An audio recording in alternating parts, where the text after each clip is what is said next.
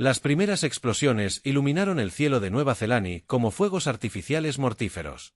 El consejero anciano Bex observaba desde la torre de observación de cristal cómo las llamas anaranjadas florecían sobre las plataformas de defensa orbital que habían protegido su mundo durante 300 años. Cada destello significaba la destrucción de otro generador de escudos y el silenciamiento de otra batería de armas. Un paso más cerca del fin de todo lo que su pueblo había construido. Dex presionó sus largos dedos contra la pared transparente y la sintió vibrar. Con cada impacto distante, las naves Borax flotaban en el espacio como dagas negras contra las estrellas, con sus cascos repletos de armas que solo hablaban el lenguaje de la destrucción. Durante 2 días, habían destrozado las defensas Zelani con precisión metódica, convirtiendo tecnología sofisticada en escombros brillantes que caían sobre la atmósfera como estrellas fugaces. «Anciano, debemos retirarnos a las cámaras subterráneas», instó la consejera Mira, con la voz tensa por el miedo. La piel normalmente azul pálida del joven Zelani se había vuelto casi blanca de terror. Las instalaciones de la superficie no resistirán mucho más. Bex asintió, pero no se movió de la ventana. Había vivido 400 años estándar y nunca había visto una guerra hasta hoy. Ningún Zelani la había visto. Toda su civilización se basaba en la búsqueda del conocimiento, el arte y la comprensión filosófica. Estudiaban los patrones de las galaxias y escribían poesía sobre las canciones de los púlsares distantes. No tenían ejércitos porque nunca los habían necesitado. ¿Quién querría herir a personas que solo querían aprender y crear cosas hermosas? Los Boric, al parecer, sí. Otra serie de explosiones tiñó el cielo de rojo. Esta vez, Bex pudo ver los fragmentos ardientes de la estación Gamma 7 cayendo hacia el continente norte como una lluvia de metal fundido. 3000 Zelani trabajaban en esa plataforma, estudiando fenómenos estelares y cultivando formas de arte cristalino en cero gravedad. Ahora se habían ido, borrados como si nunca hubieran existido. El Consejo de Emergencia está reunido en la Cámara 12. Mira dijo que esperan su guía. Dex finalmente se apartó de la destrucción que reinaba en la superficie.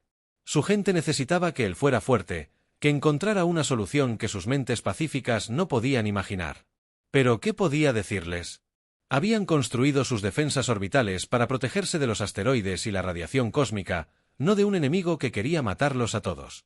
Sus naves estaban diseñadas para la exploración y la investigación, y llevaban sensores y laboratorios en lugar de armas. Incluso su fuerza policial usaba dispositivos aturdidores que causaban inconsciencia temporal en lugar de daño permanente. El camino a la Cámara 12 se sintió más largo de lo habitual. Zelani recorrió apresuradamente los pasillos con sus pocas pertenencias tras la evacuación. Procedimientos que todos esperaban que nunca fueran necesarios. Los niños se aferraban a juguetes de cristalina mientras sus padres intentaban explicarles por qué tenían que abandonar sus hogares y adentrarse en las profundidades subterráneas, donde los muros eran gruesos y los recicladores de aire zumbaban. Con energía nerviosa. La sala del Consejo de Emergencia resonaba con voces asustadas cuando Dex entró. 12 de los más sabios Zelani estaban sentados alrededor de la mesa curva, sus rostros reflejaban la misma confusión impotente que se apoderó de todo su mundo. Eran científicos, artistas y filósofos, personas que resolvían problemas con reflexión cuidadosa y diálogo paciente. Pero ¿cómo se discute la salida del exterminio? Anciano Bex, dijo el consejero Bex, el más anciano de ellos. Nuestro sistema de comunicaciones detectó el ultimátum de los Borg. Exigen la rendición completa en 6 horas o comenzarán a bombardear las ciudades de la superficie. Bex ocupó su lugar a la cabecera de la mesa. El peso familiar del liderazgo se sentía más pesado que nunca. ¿Cuáles son nuestras opciones? No tenemos ninguna, dijo el consejero Re sin rodeos. El asesor militar parecía exhausto. Nuestra flota de defensa consta de 47 naves diseñadas para patrullaje del sistema y operaciones de rescate. Los Borak trajeron más de 200 naves de guerra. Nuestras armas son láseres de minería y rayos tractores. Esos son cañones de plasma que pueden derretir una montaña. Quizás deberíamos rendirnos, sugirió la consejera NYX. Si cooperamos, podrían permitir que nuestra gente viva como sirvientes en lugar de que no lo hagan. Interrumpió. He estudiado los patrones de expansión bortianos. No toman prisioneros. Despoja a los mundos de recursos y elimina a las poblaciones nativas. Rendirse significa el mismo fin, solo que más lento y humillante. La cámara quedó en silencio, salvo por el lejano estruendo de las explosiones transmitidas a través de la corteza del planeta. Lex cerró los ojos e intentó pensar como los antiguos filósofos Sani que se habían enfrentado a preguntas imposibles sobre la naturaleza de la existencia y la consciencia. Pero esos pensadores se habían ocupado de problemas abstractos, no de la realidad muy concreta de la muerte inminente. ¿Qué hay del transmisor de espacio profundo?, preguntó Mira de repente. El que usamos para las comunicaciones de investigación interestelar. Renegó con la cabeza. La civilización amiga más cercana es la República Alarana, a más de 800 años luz de distancia. Incluso si pudiéramos. Si enviáramos un mensaje tan lejos, tardaría meses en llegar, y aún más para recibir una respuesta. No tenemos tanto tiempo. Los alarianos no, dijo Mira. Una llamada de socorro general transmitida en todas las frecuencias y en todos los idiomas conocidos. Alguien podría oírnos. Alguien podría ayudar. La galaxia es vasta, dijo el consejero Vex con suavidad. La mayoría de las especies están demasiado lejos para ayudar, y las que están lo suficientemente cerca como para responder con rapidez probablemente sean demasiado débiles para desafiar al Imperio Vortic. Solo estaríamos pidiendo a otros que mueran con nosotros. Vex abrió los ojos y miró alrededor de la mesa a los rostros de los líderes de su pueblo. Todos mostraban la misma expresión de resignación, la mirada de seres inteligentes que habían calculado todos los resultados posibles y solo habían encontrado la derrota. Pero a veces la inteligencia no bastaba. A veces se necesitaba algo más, algo que los celanos nunca habían poseído, pero que tal vez otros en la galaxia sí. Envía el mensaje, dijo en voz baja. Los miembros del consejo lo miraron fijamente. El anciano real dijo, aunque alguien reciba nuestra transmisión, ¿qué podemos decirle? No tenemos información estratégica que ofrecer, ni recursos que intercambiar, nada de valor para especies que podrían tener sus propios problemas. Les decimos la verdad, respondió Vex. Les decimos que somos un pueblo pacífico que nunca ha hecho daño a nadie y que estamos a punto de ser asesinados por criaturas que matan por placer. Les decimos que si hay justicia en el universo, si hay seres que creen que el conocimiento, la belleza y la vida misma tienen valor, entonces necesitamos su ayuda. Otra explosión sacudió el edificio. Esta estaba más cerca, probablemente uno de los satélites de defensa internos que finalmente sucumbía al fuego Bort. A través del sistema de comunicación de la cámara, pudieron escuchar voces asustadas que informaban de daños en la superficie del planeta. Los Vorak estaban comenzando su aproximación final.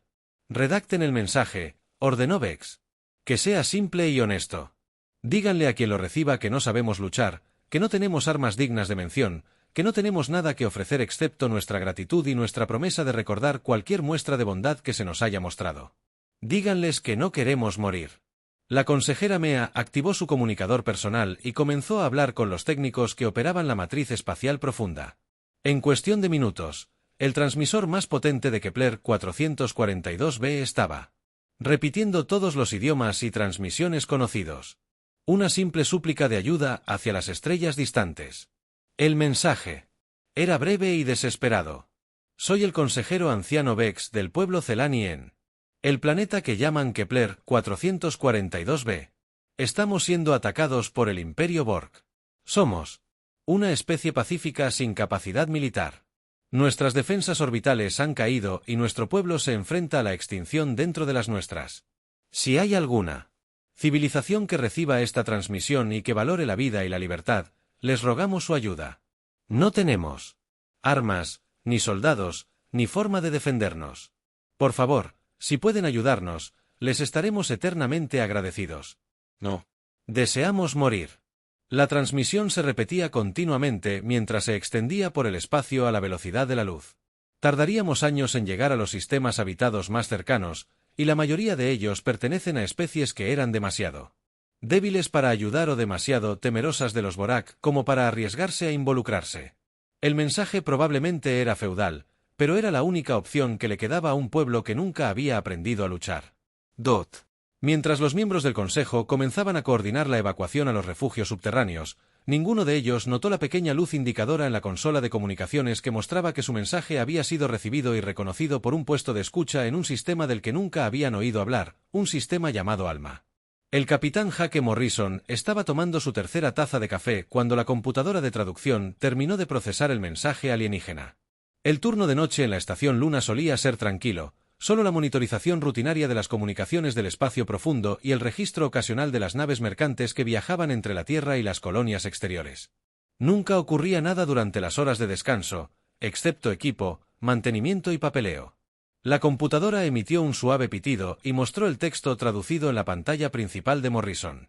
Lo leyó una vez, luego otra, y luego una tercera antes de comprender realmente el significado. Alguien ahí fuera estaba muriendo y pedía ayuda a cualquiera que pudiera estar escuchando. Morrison había pasado 15 años en la Fuerza de Defensa de la Tierra, ascendiendo a través de los rangos desde un joven teniente recién salido de la academia hasta un capitán experimentado que había combatido los conflictos del cinturón de asteroides y en la breve pero sangrienta guerra contra los separatistas de Marte. Sabía cómo sonaba la desesperación, y este mensaje prácticamente lo gritaba con cada palabra. De los Zelani. Nunca había oído hablar de ellos, pero sus coordenadas los situaban a unos 300 años luz de la Tierra, en un sistema que apenas aparecía en los mapas estelares humanos. Según el mensaje, eran gente pacífica sin capacidad militar, FACI. Exterminio por algo llamado el Imperio Bord. La transmisión había tardado meses en llegar a la Tierra, lo que significaba que estos alienígenas probablemente ya estaban muertos, pero tal vez no. Morrison revisó los registros de los sensores del espacio profundo y los comparó con la fecha y hora del mensaje. Si la transmisión se hubiera enviado cuando los Zelani afirmaban, habría salido de su sistema hacía aproximadamente 4 meses. El ultimátum de Boric mencionado en el mensaje les daba 6 horas, pero las guerras a veces tardaban más de lo esperado. Quizás aún hubiera tiempo, abrió un canal seguro con el cuartel general del Comando de Defensa de la Tierra en Ginebra. La almirante Lisa Carter respondió después del tercer timbre, con aspecto cansado y molesto por haber sido despertada a las 3 de la madrugada, hora local.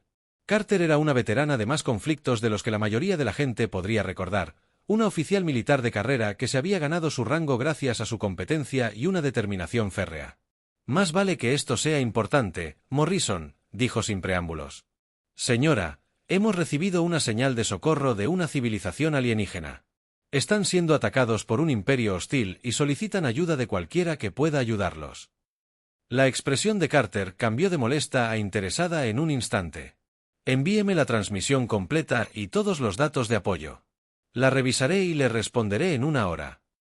La conexión se cortó, dejando a Morrison solo con el mensaje alienígena aún desplazándose por su pantalla.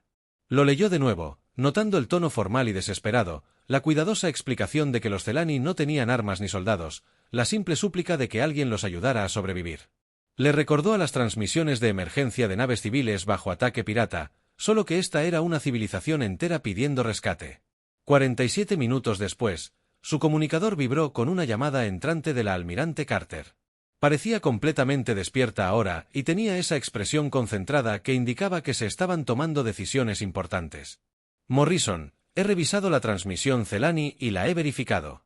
Con nuestras bases de datos xenológicas. El Imperio Boric está catalogado como una especie expansionista agresiva de nivel 3 con un historial de conquista de civilizaciones más débiles. Llevan más de 2 siglos activos y han absorbido al menos 15 especies diferentes, que sepamos. ¿Cuáles son nuestras opciones, señora?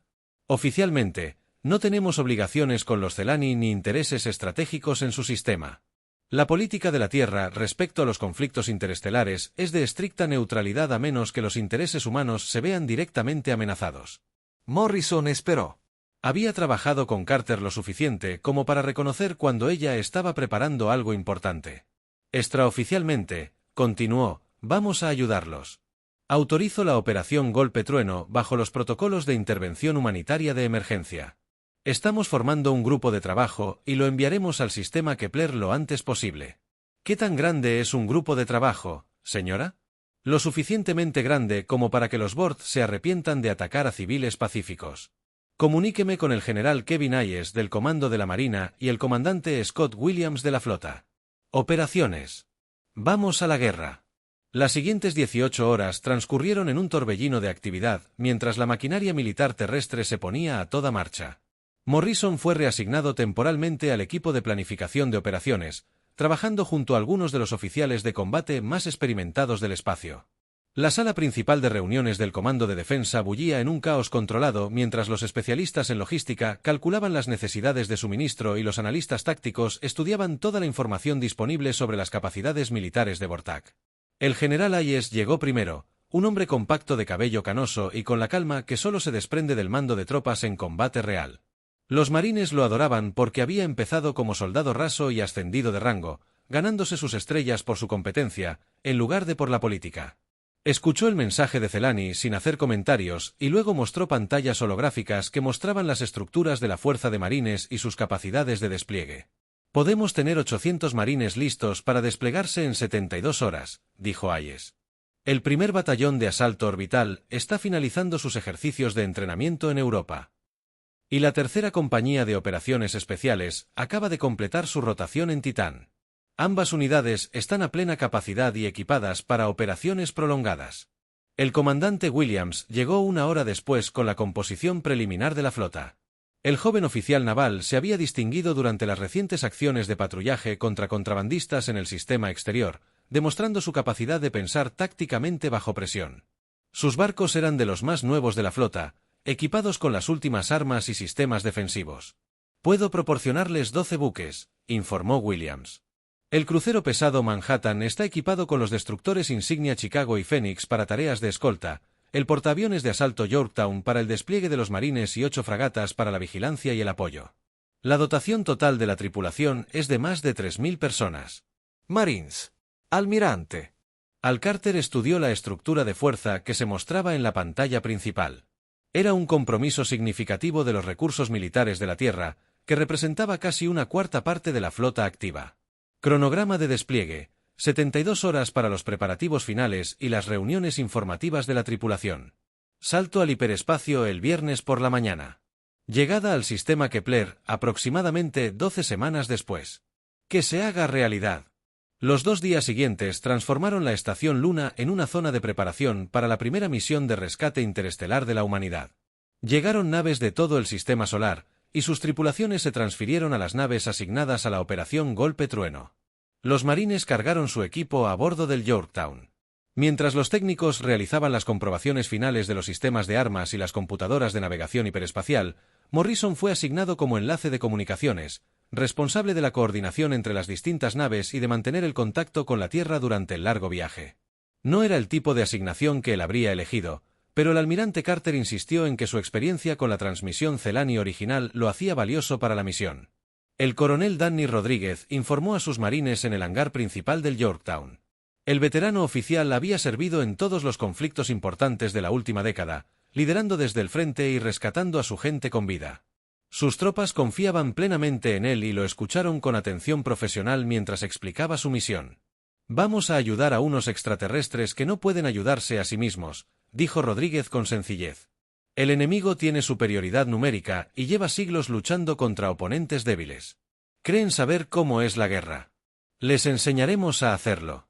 La mayor Lucy Turner reunió a su equipo de operaciones especiales en una sala de reuniones segura. Su gente era de lo mejor, soldados capaces de operar de forma independiente tras las líneas enemigas y lograr objetivos que las fuerzas convencionales no podían manejar. Serían cruciales si la misión requería ataques quirúrgicos contra instalaciones vorticas clave. «La inteligencia sobre las capacidades del enemigo es limitada», informó Turner a su equipo.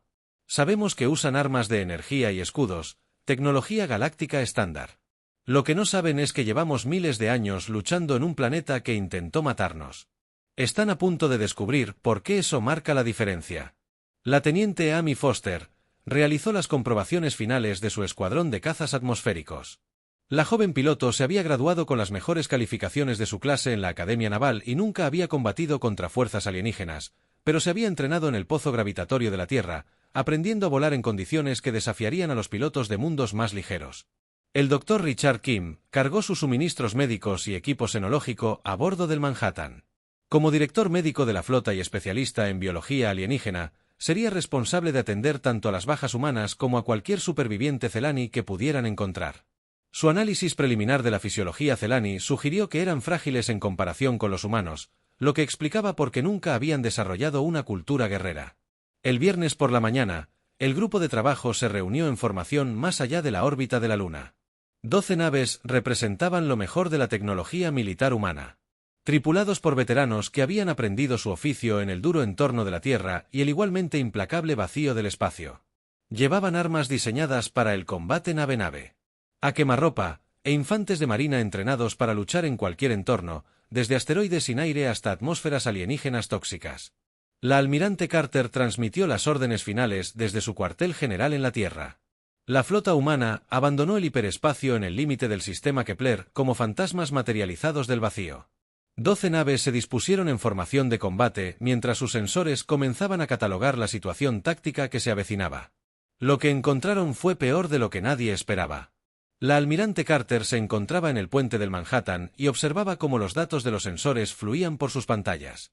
La flota de asedio Borak era enorme, 47 naves, desde elegantes destructores hasta enormes dreadnoughts que eclipsaban a cualquier otro buque de la Armada terrestre. Habían formado un bloqueo alrededor del cuarto planeta. Sus armas apuntaban a la superficie, mientras que naves más pequeñas transportaban suministros y tropas entre las naves más grandes. «Dios mío», susurró el comandante Williams desde su posición en la estación táctica. «Miren el campo de escombros orbitales». El espacio alrededor de Kepler 442b estaba sembrado de los restos retorcidos de lo que una vez fueron satélites defensivos y estaciones espaciales. Trozos de metal y cristal flotaban en nubes que se expandían lentamente, marcando las tumbas de los intentos de la civilización Celani por protegerse. Algunos de los fragmentos más grandes aún brillaban con el calor residual de las armas que los habían destruido. «Comunicaciones». «Intente elevar la superficie del planeta», ordenó Carter. «Vean si alguien ahí abajo sigue vivo». El teniente Ben Parker manipuló su consola durante varios minutos antes de negar con la cabeza. «Sí. Ingegnere». Algunas señales muy débiles de lo que parecen ser lugares subterráneos, pero están fuertemente encriptadas y no puedo descifrar los códigos. Sigan intentándolo y escaneen la flota Borak en busca de alguna señal de que nos hayan detectado. Las naves enemigas continuaron su bombardeo metódico del planeta. De abajo. Aparentemente inconscientes de que alguien más había entrado en el sistema, su atención estaba centrada por completo en él. Mundo indefenso que estaban destruyendo, confiados en que nadie se atrevería a desafiarlos. Tan lejos del espacio. Civilizado. Esa confianza estaba a punto de costarles cara. Parker se enderezó de repente en su puesto. Almirante. Recibo una transmisión del planeta. Es muy débil, pero la computadora la está traduciendo ahora. La pantalla principal. Parpadeó y se convirtió en la imagen de un ser alto y etéreo con piel translúcida y ojos grandes y asustados. La criatura parecía estar transmitiendo desde algún tipo de instalación subterránea y la transmisión estaba llena de estática por interferencias. Naves desconocidas, soy el consejero anciano Vex del pueblo Celani. No sabemos quiénes son, pero si han venido en respuesta a nuestra llamada de socorro, por favor, huyan de inmediato. Los Borg son demasiado poderosos. Llevamos 4 meses sitiados. La mayoría de nuestras ciudades están en ruinas y nuestra gente se esconde en refugios bajo la superficie. No sacrifiquen sus vidas por las nuestras. No pueden hacer nada para ayudarnos ahora. Carter estudió el rostro del alienígena y vio la misma expresión que había presenciado en innumerables campos de batalla a lo largo de los años. Así era la derrota cuando mostraba el rostro de alguien que nunca había aprendido a defenderse. Los Celani habían soportado meses de bombardeo, viendo cómo su civilización moría lentamente mientras esperaban la ayuda que creían que nunca llegaría. «Abra un canal», ordenó. Parker asintió. «Está transmitiendo, almirante. Anciano Vex, soy la almirante Lisa Carter de la Fuerza de Defensa de la Tierra. Recibimos su llamada de socorro y estamos aquí para ayudar. Necesito que mantenga a su gente en esos refugios subterráneos y que se mantenga alejado de la superficie. Vamos a lidiar con los Vortach, los alienígenas». Sus grandes ojos se abrieron con algo que podría haber sido esperanza o terror. Fuerza de Defensa de la Tierra, nunca hemos oído hablar de su especie. Deben entender que los Borg tienen 47 naves de guerra y miles de soldados. Llevan siglos destruyendo civilizaciones pacíficas. Sean cuales sean las fuerzas que hayan traído, no serán suficientes. Antes de que Carter pudiera responder, las alarmas comenzaron a sonar por todo el puente del Manhattan. Los Borak finalmente han detectado las naves humanas. «Almirante, la flota enemiga está cambiando de formación», informó Williams. «Ellos también se están moviendo». «Interceptennos».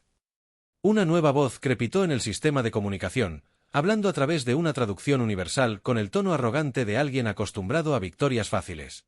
«Naves desconocidas han entrado en una zona de operaciones militares bortianas. Soy el general Kriegs, al mando de la conquista de este sistema. Identifíquense y expongan su propósito».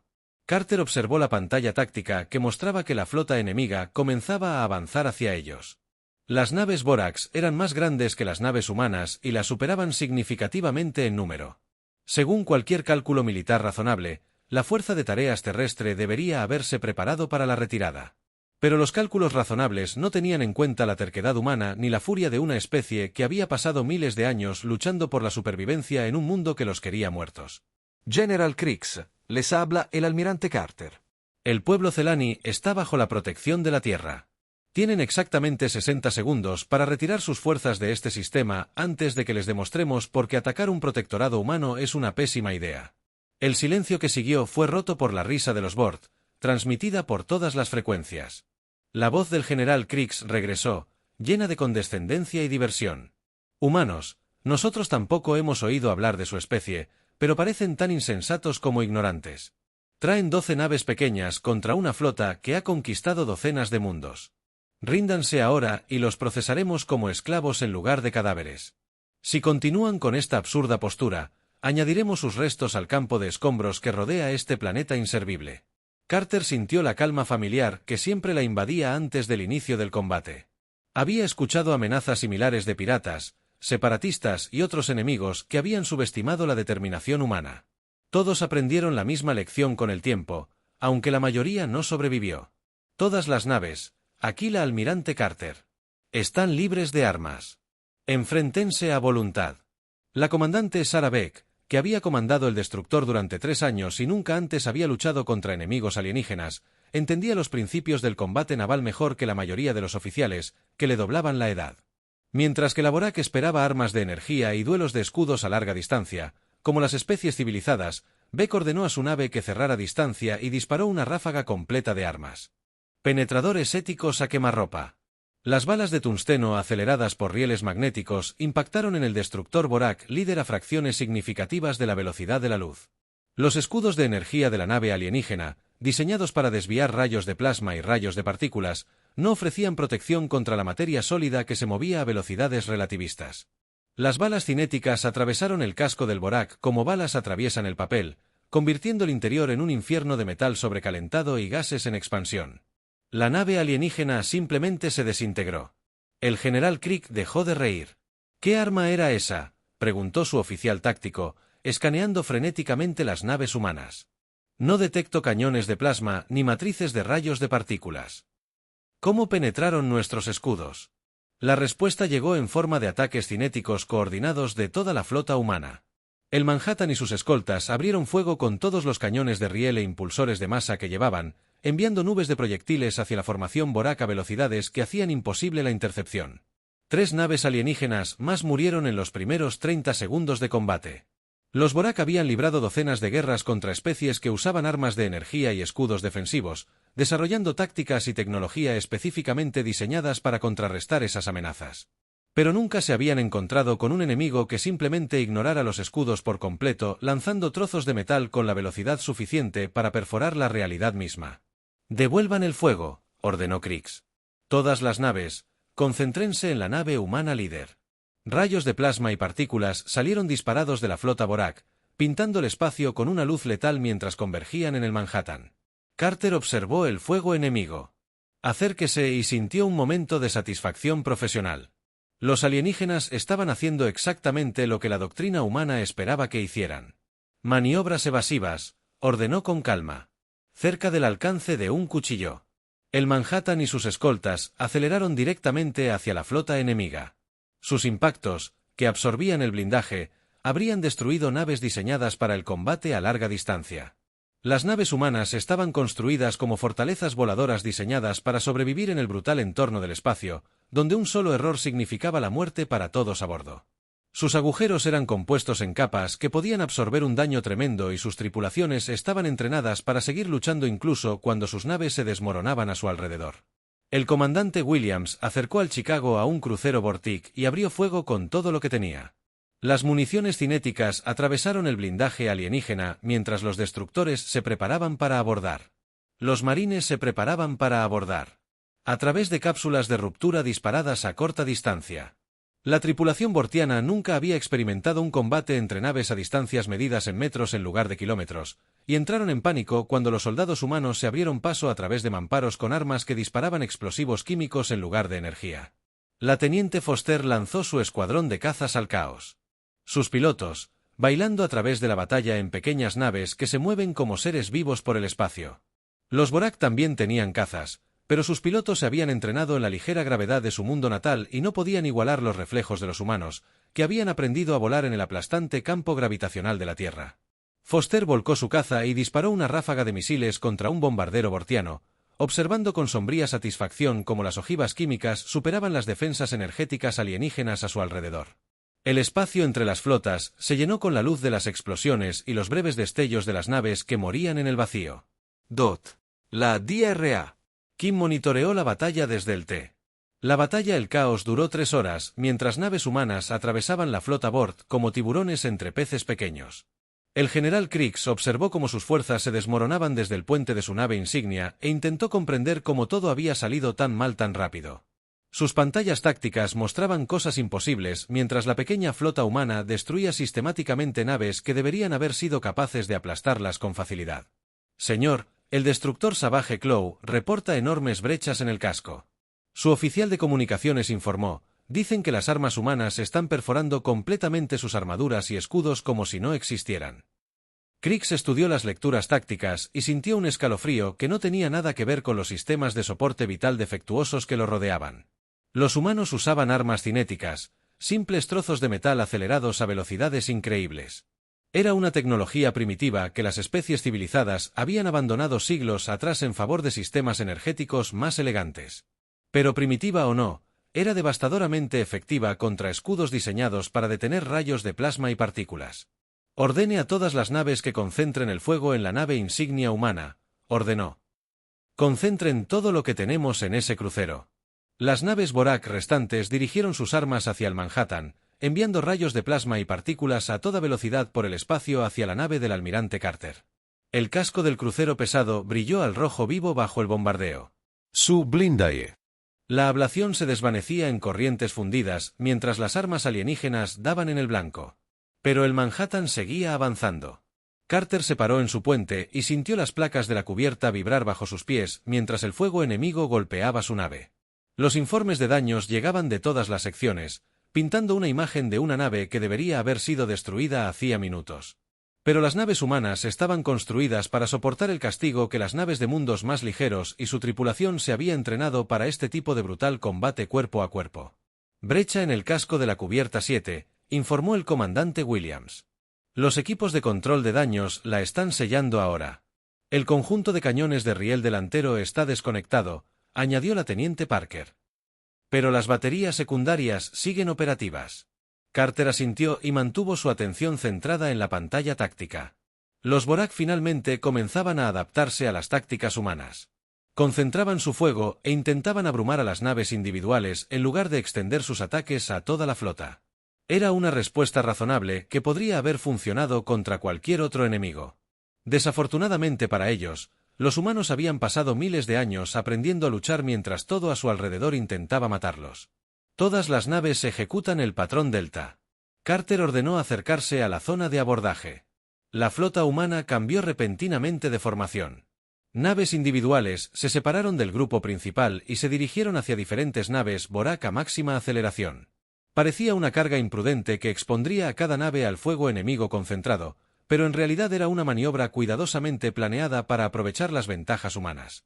El coronel Rodríguez sintió que el Yorktown se sacudía a su alrededor mientras el portaaviones de asalto aceleraba hacia un transporte de tropas bortiano. Sus marines estaban atados a sus cápsulas de desembarco, esperando el momento en que finalmente pudieron entrar en combate. El combate espacial estaba muy bien, pero los marines preferían resolver sus discusiones cara a cara con quienes habían cometido el error de atacar a los civiles. 2 minutos para caer, anunció Rodríguez por la frecuencia de la compañía. Recuerden, estos extraterrestres llevan siglos acosando a especies pacíficas. Nunca han luchado contra nadie que supiera defenderse. Muéstrales el error que cometiste. Las puertas de la bahía del Yorktown se abrieron y 800 cápsulas de desembarco se dirigieron hacia las naves bortianas como una lluvia de meteoritos. Cada cápsula transportaba a un marine completamente equipado que se había entrenado en el pozo gravitatorio de la Tierra y había aprendido a luchar en todos los entornos, desde la tundra ártica hasta los campos de lava fundida. Estaban a punto de darles a los bortianos su primera lección de guerra humana. La cápsula del sargento Pete Johnson atravesó el casco de un destructor bortiano y lo desplegó en un pasillo lleno de sorprendidos soldados alienígenas. Los Borak eran más grandes que los humanos y estaban protegidos por sofisticados exoesqueletos, pero se movían lentamente y dependían de armas de energía que requerían tiempo para cargar y apuntar. El rifle de asalto de Johnson disparaba proyectiles químicos a una velocidad que los reflejos de los Borak no podían igualar. 3 alienígenas murieron antes de que pudieran alzar sus armas. Contacto, informó Johnson por la red táctica. Los soldados enemigos son lentos y están mal entrenados para el combate cuerpo a cuerpo. Sus exoesqueletos tienen puntos débiles en las articulaciones. La sargento Julie Witte guió a su escuadrón a través de la sección de ingeniería del crucero Abae. Sus soldados se movían con la fluida coordinación que les proporcionaban años de entrenamiento juntos. La tripulación alienígena intentó detenerlos con barreras de energía y dispositivos aturdidores, pero las armas humanas atravesaron sus defensas como si fueran de papel. No se cubren bien, observó Witte mientras su equipo avanzaba por los pasillos de la nave. Es como si nunca hubieran luchado contra alguien que usara armas de proyectiles. El equipo de operaciones especiales del mayor Turner se había infiltrado en la nave de mando Vortak utilizando tecnología de sigilo que los sensores alienígenas no podían detectar. A diferencia de la mayoría de las especies galácticas, los humanos habían desarrollado sistemas de camuflaje basados en física simple en lugar de campos de energía exóticos. Los materiales absorbentes de radar y la amortiguación térmica eran primitivos para los estándares galácticos. Pero funcionaban a la perfección contra enemigos que esperaban que toda la tecnología fuera de energía. Pere y su equipo se movieron por la nave insignia enemiga como fantasmas, colocando cargas explosivas en sistemas críticos y recopilando información sobre la estructura de mando Bord. Los extraterrestres nunca se habían encontrado con soldados que pudieran volverse invisibles a sus sensores, y sus protocolos de seguridad eran completamente inadecuados contra la infiltración humana. Las técnicas de penetración espacial. El escuadrón de cazas de la teniente Foster demostraba que el combate atmosférico entre especies no era competencia cuando un bando había evolucionado a partir de depredadores aéreos. Sus pilotos, entrenados en la aplastante gravedad terrestre, danzaban a través del pozo de gravedad más ligero alrededor del Kepler 442 como ángeles de la muerte, su combustible químico. Los misiles encontraron cada punto débil en las defensas de los cazas Vortak. Líder azul a todas las unidades, transmitió Foster. Los cazas enemigos están rompiendo la formación. Creo que intentan retirarse. Negativo en la retirada. Se oyó la voz del almirante Carter por la frecuencia de mando. Nada sale de este sistema hasta que acabemos con ellos. Foster sonrió con tristeza y aceleró tras los cazas Borg que huían. Su escuadrón lo siguió, con sus motores dejando estelas de fuego en el espacio mientras perseguían a enemigos que creían poder bombardear civiles sin consecuencias. El Dr. Kim monitoreó la batalla desde su puesto médico e hizo observaciones que cambiarían para siempre la comprensión galáctica de la fisiología humana. El rendimiento de la tripulación bajo estrés fue notable, ya que la adrenalina y otras hormonas de combate mejoraron sus reflejos y tolerancia al dolor. Mientras tanto, los Boraks parecían volverse lentos y confusos ante la violencia, lo que sugería que habían evolucionado en un mundo donde la depredación era poco frecuente. El curso de la batalla había cambiado por completo. Naves humanas se embestían contra las formaciones vorticas. Marines abordando naves enemigas y luchando cubierta por cubierta con armas que las tripulaciones alienígenas nunca antes habían visto. Los Borak esperaban duelos de armas de energía y escudos, llevados a cabo según las reglas de combate civilizadas. En cambio, recibieron munición cinética, ojivas explosivas y soldados que se ofendían personalmente con cualquiera que hiriera a civiles indefensos. El general Crick activó su radiobaliza de emergencia y envió un mensaje desesperado al Imperio Borg. Especie humana encontrada en coordenadas Kepler. Extremadamente peligrosa. No se enfrenten sin una fuerza abrumadora. Lucan como nunca antes. Pero Crick sospechó que la advertencia llegaría demasiado tarde para ayudar a alguien. Su nave insignia se convirtió en humana. Los marines se abrieron paso a través del casco, sus armas resonando como insectos furiosos mientras avanzaban hacia el puente. El general miró su pantalla táctica por última vez y vio que más de la mitad de su flota había desaparecido, destruida o capturada por un enemigo que debería haber estado indefenso ante el poderío militar de Borak. «Señor», dijo su oficial de comunicaciones en voz baja, «los humanos exigen nuestra rendición». Crick cerró los ojos e intentó comprender cómo una especie de la que nunca había oído hablar hasta ese día había logrado destruir una flota que había conquistado 15 civilizaciones diferentes. La respuesta que comprendió fue que los Bort nunca habían luchado contra nadie que hubiera aprendido la guerra en un mundo que intentara activamente matar a sus habitantes. Los humanos no solo habían respondido a la llamada de socorro de los Celani. Habían convertido la batalla en una demostración de por qué los depredadores de los mundos de la muerte eran blancos muy malos para los agresores del planeta inferior. El consejero anciano Vex observaba a través de los sensores de su búnker cómo la batalla espacial se desarrollaba con furia. Por primera vez en meses, naves Borak morían en lugar de civiles Celani. Los misteriosos humanos habían cumplido su promesa y luchaban para proteger a personas que nunca habían conocido de enemigos que los superaban ampliamente en número. Dot. Era lo más hermoso que jamás había visto.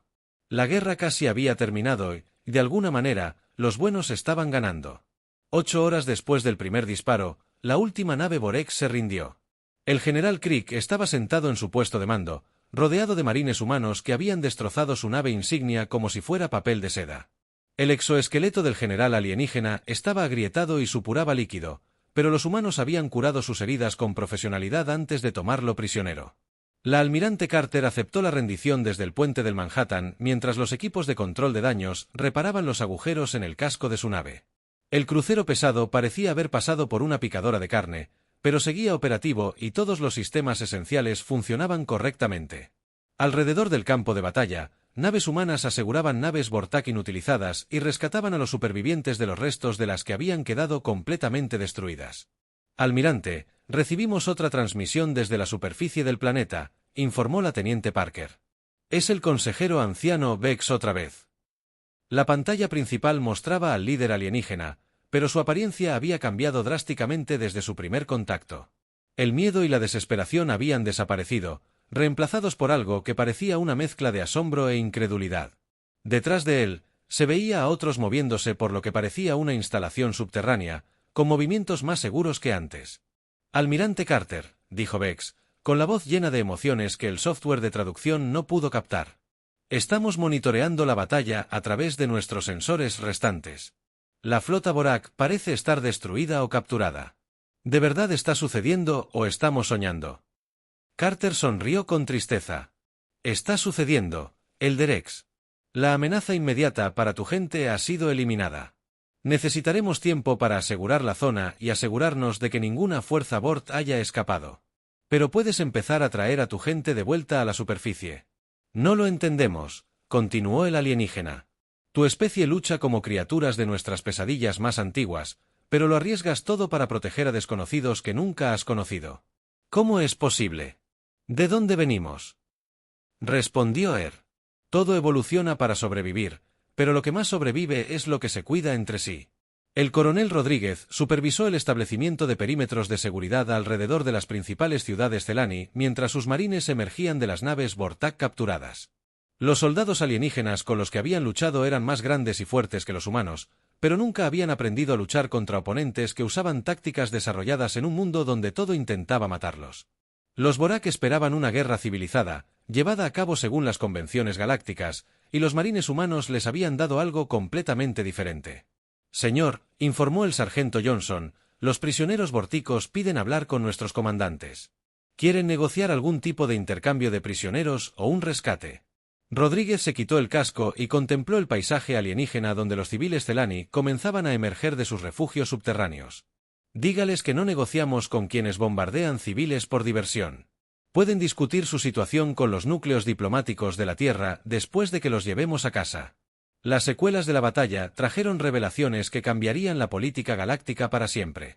El análisis del Dr. Kim sobre el rendimiento de combate humano comparado con las normas galácticas se extendió rápidamente por las bases de datos alienígenas, llevado por las pocas naves bortianas que lograron escapar antes de la rendición.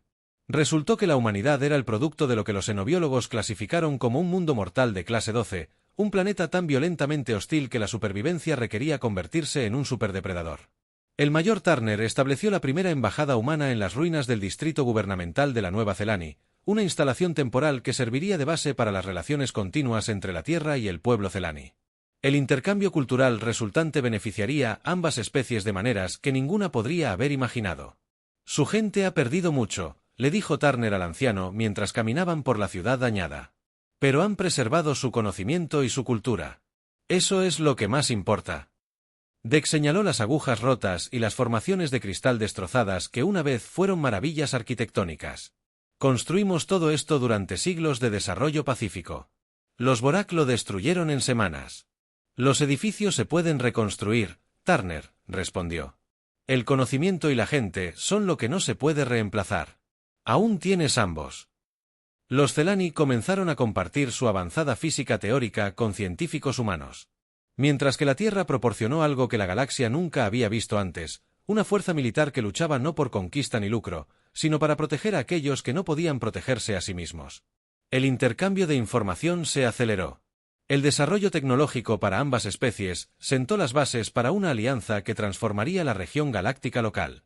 La noticia de la batalla de Kepler se extendió por las redes de comunicación galácticas más rápido de lo esperado. El Imperio Borg, aturdido por su primera gran derrota en siglos, envió emisarios diplomáticos a la Tierra en busca de un pacto de no agresión. Otras especies agresivas eliminaron discretamente los mundos protegidos por los humanos de sus planes de expansión, reacias a enfrentarse. Oponentes que lucharon como demonios, pero mostraron misericordia con los derrotados. Pero fueron las especies pacíficas las que respondieron de forma más drástica. En 6 meses, 14 civilizaciones diferentes enviaron delegaciones a la Tierra, cada una con la misma petición.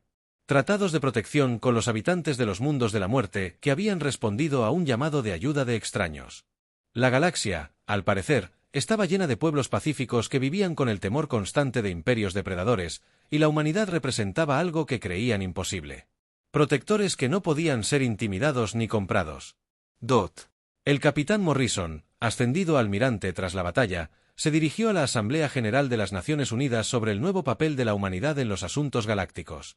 La Cámara estaba repleta de representantes de docenas de naciones, todos intentando comprender qué significaba para la Tierra convertirse en la fuerza policial no oficial de la galaxia. Nunca pedimos ser los guardianes de nadie, dijo Morrison. Pero hemos aprendido algo. El universo es importante. Está lleno de civilizaciones que han olvidado cómo luchar por lo que importa. Y a veces la mejor defensa contra los abusadores es tener amigos que recuerden cómo mostrar los dientes cuando sea necesario. El discurso se transmitió a través del espacio humano y a todas las especies que habían establecido contacto con la Tierra. El mensaje era claro. La humanidad no buscaría el conflicto, pero respondería a las llamadas de ayuda de quienes no pudieran ayudarse a sí mismos. La teniente Amy Foster, ahora comandante de escuadrón, se encontraba en la cubierta de observación del UES Endeavour mientras la nave se preparaba para partir hacia el sistema Riel. Otra especie había enviado una señal de socorro a las estrellas y la Tierra enviaba su respuesta en forma de la nave de mantenimiento de la paz más avanzada que la tecnología humana podía construir. Recuerden, les dijo a sus pilotos durante la sesión informativa previa a la misión. Ingegnere. No somos conquistadores ni constructores de imperios. Somos quienes nos presentamos cuando alguien pide ayuda. A veces, esa es la diferencia entre la civilización y el caos.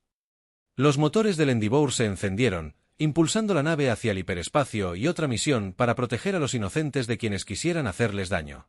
Tras ellos, la Tierra continuaba su órbita alrededor de una estrella amarilla común y corriente. Pero los hijos del planeta se habían anunciado a la galaxia de la forma más dramática posible. En Kepler 442b, el consejero anciano Vex se encontraba en la torre de observación reconstruida y observaba las naves humanas que patrullaban el espacio alrededor de su mundo. Los Celani estaban reconstruyendo sus ciudades y sus vidas, pero nunca olvidarían el día en que extraños de una estrella lejana lo arriesgaron todo para responder a su llamada de ayuda. En las profundidades del espacio, el Endeavour saltó al transporte hiperespacial. La promesa de la humanidad a una galaxia que había olvidado lo que significaba defender a quienes no podían hacerlo. Para sí mismos. Los habitantes de los mundos de la muerte habían respondido a la llamada de ayuda, y el universo nunca volvería a ser el mismo. La era de la protección humana había comenzado. Y en algún lugar de la galaxia, las especies pacíficas dormían un poco más tranquilas, sabiendo que los depredadores de la Tierra los vigilaban.